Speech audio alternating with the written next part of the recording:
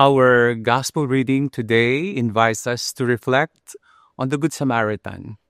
And the question is, who is my neighbor?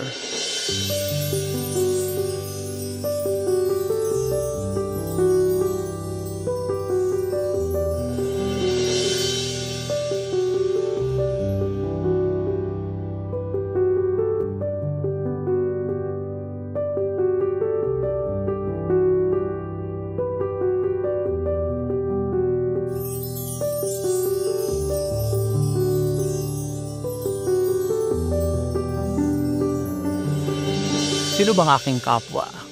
Ang kapwa ay yung taong pinakamalapit sa iyo kung nasaan ka. Neighbor is the one closest to you wherever you are. And who is our neighbor? Our neighbor in our family, we see our father, our mother, our brothers and sisters. They're our neighbor if we are at home. But if we go outside, who is our neighbor? When you go to the market, it is the vendor, the tricycle driver, the cargador, and all those are buying in the streets. And when you go to work, who is your neighbor? Your neighbor is your co-worker. No matter how difficult this person is or how kind this person is, everybody is a neighbor. And when you go to the world, we see a lot of people of different personalities, of different walks of life. And we see these are all our neighbor. And the question is, again, how could I be a good Samaritan? The Good Samaritan in the Gospel reading is the one who took care of the victim of robbers. And we see how he took care of this victim of the robber. Na dinala niya ito sa bahay pagamutan, nilagyan ng langis, ng alak ang kanyang mga sugat. And he made sure na ano man ang kailanganin ng taong ito ay ako ang magbabayad. So we see this is perfect love. This is taking care up to the end. This is making sure that your brother, your sister, your neighbor will be in good hands. And he will have cure and will be able to have a comfortable life. So loving our neighbor is very important. In fact, this is the commandment of Jesus, that we should love him above all things and we should love our neighbor as we love ourselves. So how could we deal with our neighbors in the real world? First is to love everybody. Kita natin doon sa Ebanghelyo. Lumihis ang pare, lumihis ang Levita. At itong Good Samaritan na hindi isang Hudyo ang nagmahal sa kanyang kapwa. Maski ito ay hindi isang Hudyo. So we see, it's going beyond race. It's so going beyond our personalities, going beyond our belief. To love is to love everybody. There's no hindrance. There's no division. There's no obstacle. Everybody is a neighbor. Even if this person is irritable or sabihin na natin pasaway, o sabihin na natin yung mga naninira sa atin, mga marites, they're also our neighbor. And the tall order of Christ is even to love our enemy. The best way to destroy the enemy is to make him your friend, to make him your neighbor. So this is the first thing, to love everybody. You will not choose whom to love. Sabi nga, love is blind. Bakit love is blind? Because you do not have eyes to see whom to love, because you will love everybody. So my dear friends, it's an invitation for us to look at everybody with the eyes of love. Sabi nga sa isang kanta, I will always have a new eyes for you. You will always be beautiful in my eyes every day. Why? Because I look at you as my beloved neighbor. Then secondly, to love without any condition. Walang kapalit ang pagmamahal. Lalo na ngayon, malapit na po ang maraming gawain natin sa ating buhay bilang isang Pilipino, bilang isang Kristiyano. Naharap tayo sa maraming pagsubok araw-araw. At kung minsan maraming tukso, there are a lot of temptations in our services. And sometimes, we share because we are thinking na may kapalit, may under the table, may self-interest.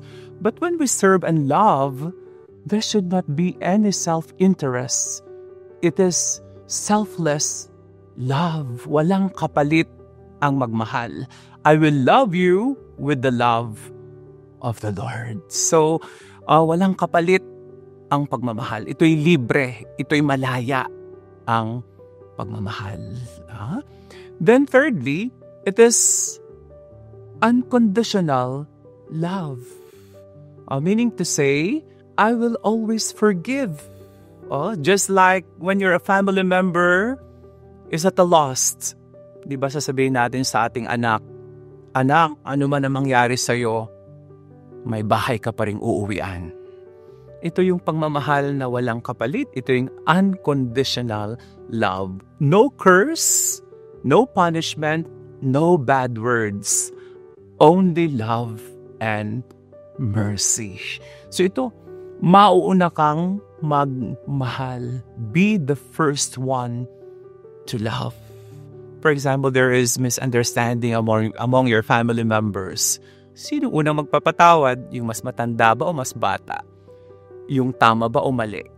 Alam niyo po, ang una pong magpapatawad, kung sino ang may mas malaking puso, kung sino may mas malaking pagmamahal, siya ang unang magmamahal at magpapatawad.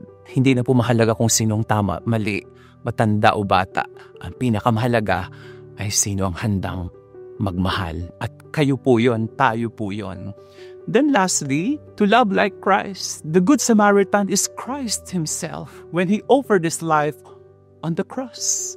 Jesus is the Good Samaritan when he forgave all of us and he opened the kingdom of God for all of us. He embraced our reality. He embraced our sinfulness. He embraced the entire world. Jesus is the Good Samaritan. To love until it hurts. To love until we die, because it is only in dying in ourselves, in our pride, disobedience, and selfishness, that we could truly love our neighbor. So I invite you, my dear friends, that it is a challenge for all of us, that we will become good Samaritans, to love everybody, to love with no condition, unconditional, selfless love, to be the first one to love, and to love until it hurts. We die in ourselves like Christ, loving everybody. My dear friends, I would like to end with a story. Pinsan sa isang bus. Di ba nakasakay siguro na kayo ng bus? Puno na ang bus. May umakyat na buntis sa bus. Sabi ng mga lalaki, kung hindi ka ba naman tanga, bakit ka pa umakyat? Puno na ang bus. Pero ito ang isang bata, tumayo ang bata at pinaupo ang buntis. Nahiya ang mga lalaki, pinaupo lahat ang mga babae. Anong ibig sabihin ng kwentong ito? Ang batang ito ang nagsimulang magmahal. At dahil sinimulan niyang magmahal, natutong magmahal ang mga tao. So we see here, love is contagious. Sabi nga nila, ang pagmamahal parang COVID lang yan, nakakahawa. Kaya simulan nating magmahal. Start the fire of love. Saint Francis said, where there is hatred, let me sow love. Sow love, and there will be love. So my dear friends, let us be a good Samaritan and spread the love wherever you are.